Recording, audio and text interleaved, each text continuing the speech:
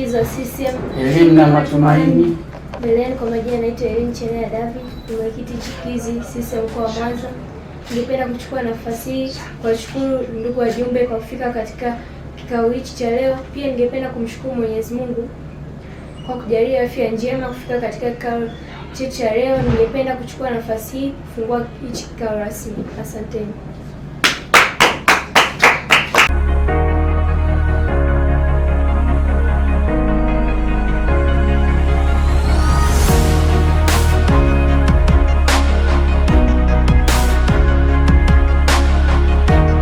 Nashukuru sana ndugu mwenyekiti, tuendelee kuombeana uzima, yale ambayo tumekubaliana kwenye kikao hiki tuweze kuyatekeleza kwa ufanisi.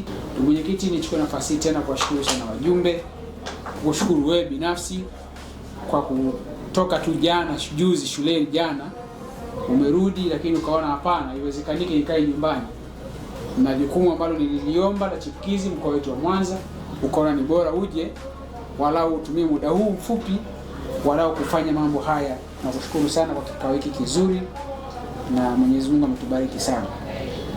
Baada ya kusema ndugu mwenyekiti, naomba sasa kwa heshima na taadhima nikukaribishe ili uweze kutufungia kikao chetu hiki cha kawaida cha kamati ya uendeshaji chipukizi mkoa wetu huu wa Mwanza.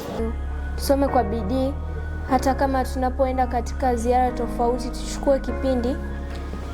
Nadhani kwamba kuna kopo na tarehe fulani ambayo hamna ziara, tutapokuwa tumemaliza tutumie hicho kipindi kusoma kwa bidii na kufuata ushauri kutoka kwa wazazi wetu na walimu sisi kama wanafunzi. Napenda kuchukua nafasi hii kuwashukuru ndugu wajumbe kwa maoni yenu na kwa ajenda tulizopewa na katibu wetu. Ningependa pia kusisitiza kwamba tunapoenda majumbani tuwasikilize wazazi wetu. Pia ningependa ndugu wajumbe mfikishe salamu zangu kwa wazazi wenu wote. Ningependa kuchukua nafasi hii kufunga hichi kikao rasmi. Asanteni sana.